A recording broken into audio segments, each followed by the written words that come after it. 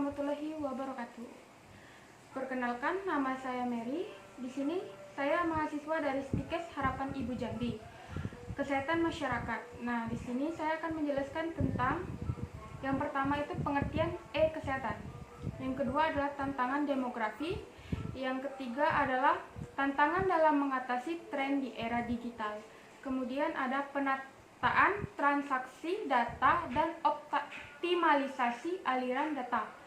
Kemudian ada pengertian sistem informasi atau SIP.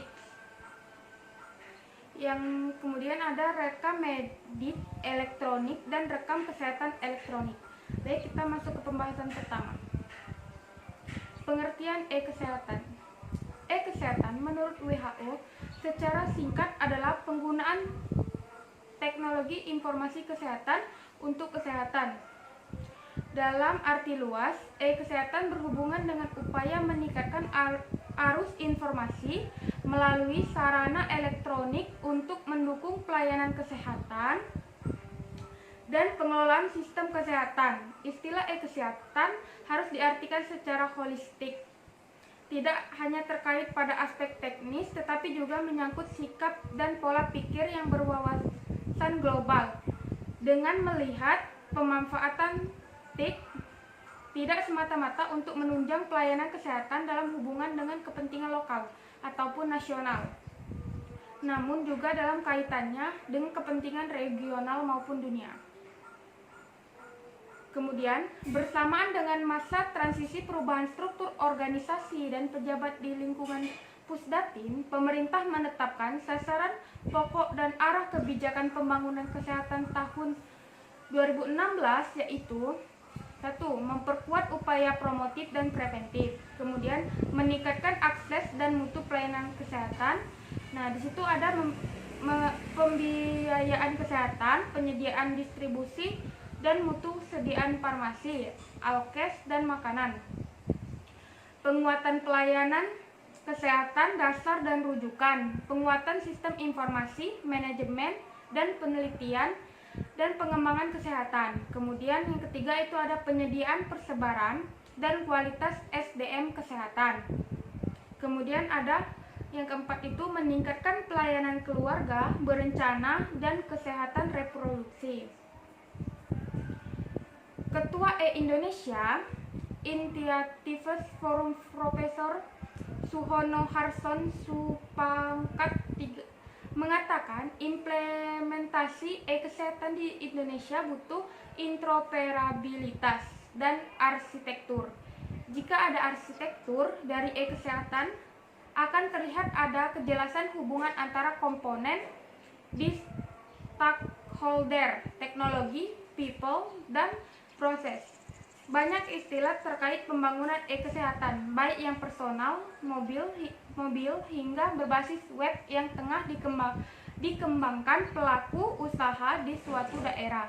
Tetapi personalnya, referensi dan interoperabilitas tetap akan jadi isu utama agar inisiasi bisa berjalan lebih efisien, efektif dan murah. Oleh karena itu, dibutuhkan suatu fokus grup dari pemangku kepentingan kesehatan untuk membangun strategi nasional pembangunan e-health secara terkoordinatif. Forum ini akan mengusulkan suatu strategi peta jalan kesehatan nasional sehingga menjadi lebih mudah untuk diikuti stakeholder dan ada kejelasan arah pembangunan. Pernyataan Suhono ini mendukung perlunya berbagai standar kesehatan, aturan dan protokol untuk fondasi kesehatan yang dikoordinasikan oleh tim dari berbagai bidang sebagaimana telah tertuang dalam konsep arsitektur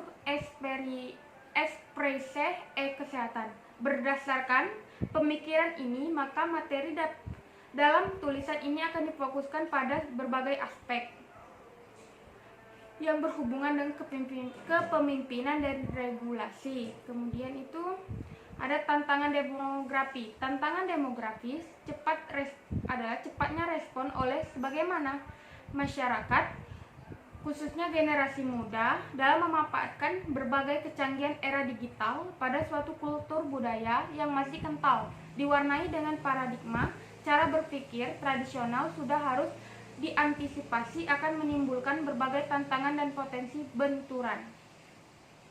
Pembangunan kesehatan yang bertujuan meningkatkan kesadaran, kemauan, dan kemampuan hidup sehat bagi setiap orang, pada hakikatnya merupakan proses pendidikan yang tidak dapat terlepas dari karakteristik suatu generasi, di mana setiap generasi akan bertumbuh dan berkembang dengan menyesuaikan diri pada kondisi lingkungannya. Aspek ini merupakan salah satu faktor yang tidak dapat disampingkan dalam membuat program penyuluhan, pelatihan, maupun kegiatan pendidikan lainnya terkait upaya peningkatan kualitas individu di masyarakat maupun lingkungan kepegawaian. Yang kemudian itu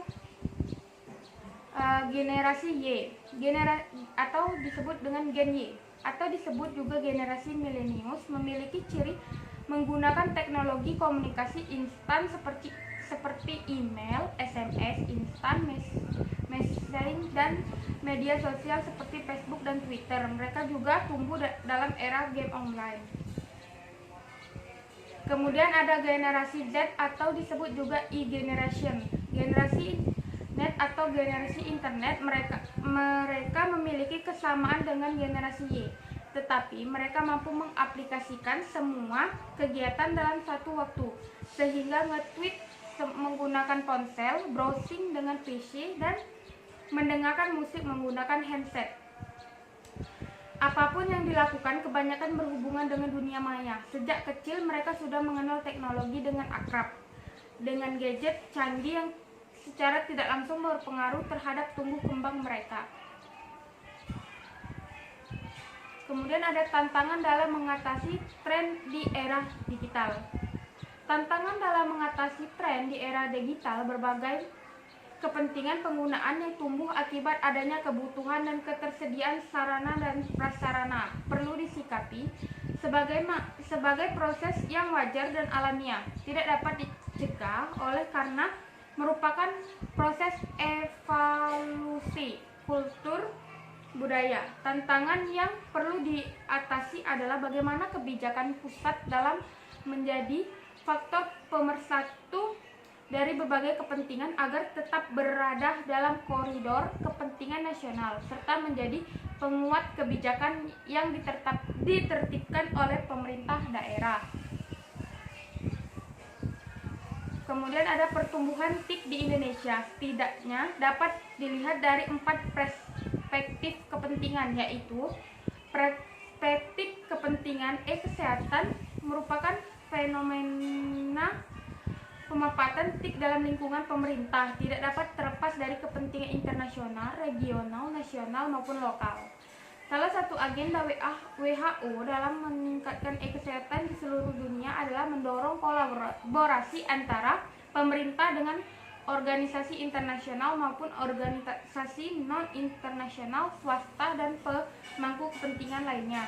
Kemudian ada perspektif finansial. Para pelaku usaha di bidang aplikasi perangkat lunak maupun perangkat keras berlomba-lomba untuk menciptakan inovasi baru dengan memperhatikan berbagai hal kecil yang merupakan kebutuhan penggunaan maupun pemberian jasa pelayanan kesehatan.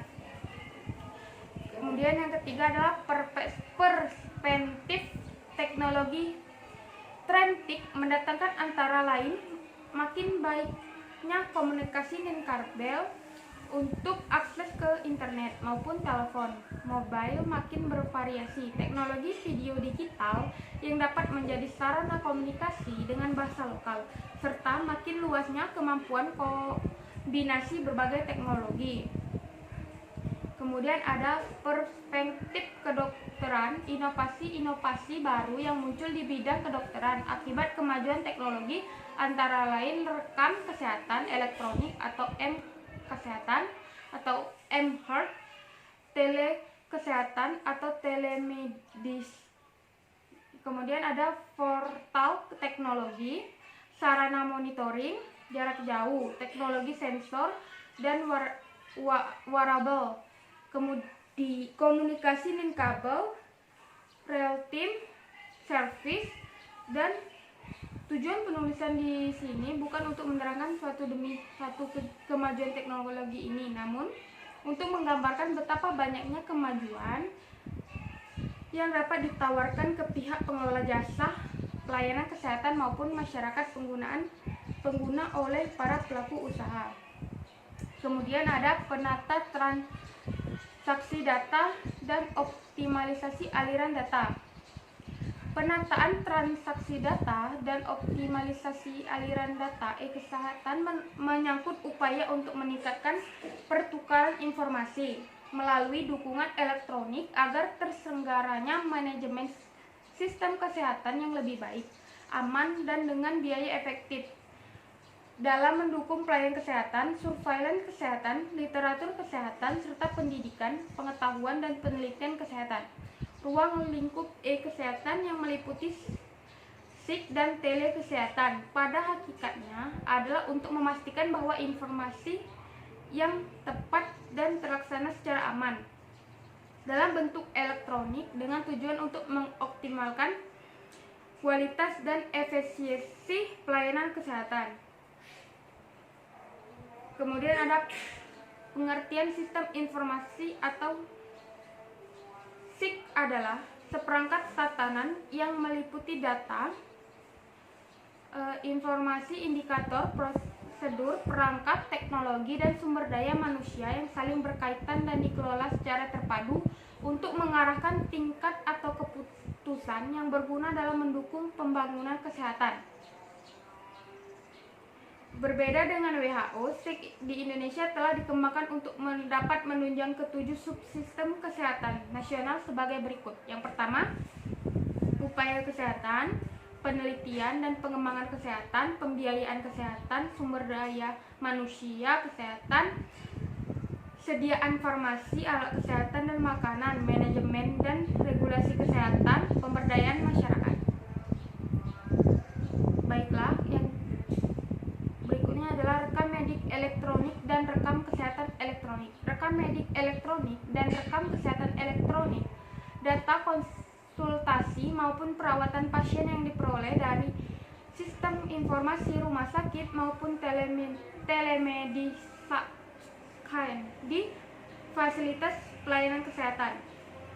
Dengan adanya upaya untuk mengintegrasikan data kesehatan dari semua pasien kesehatan menjadi data kesehatan nasional, dan salah satu manfaat dari data kesehatan setiap individu dapat dihimpun menjadi rekam kesehatan elektronik. Karena itu, RKE mencakup berbagai fungsi dan informasi kesehatan, demografi pasien, catatan kemajuan, masalah dan obat-obatan, tanda-tanda vital, sejarah masa lalu medis, imunisasi, data laboratorium, laporan radiologi, penjadwalan, transkrip, resep, evaluasi, dan manajemen coding. Kondisi khusus perawatan, keluhan utama pendukung keputusan berbasis bukti, dan pemeliharaan kesehatan. Baiklah, itulah presentasi yang dapat saya sampaikan. Mohon maaf bila ada salah kata dan salah pengucapan. Saya akhiri. Wabillahi taufiq walhidayah. Wassalamualaikum warahmatullahi wabarakatuh.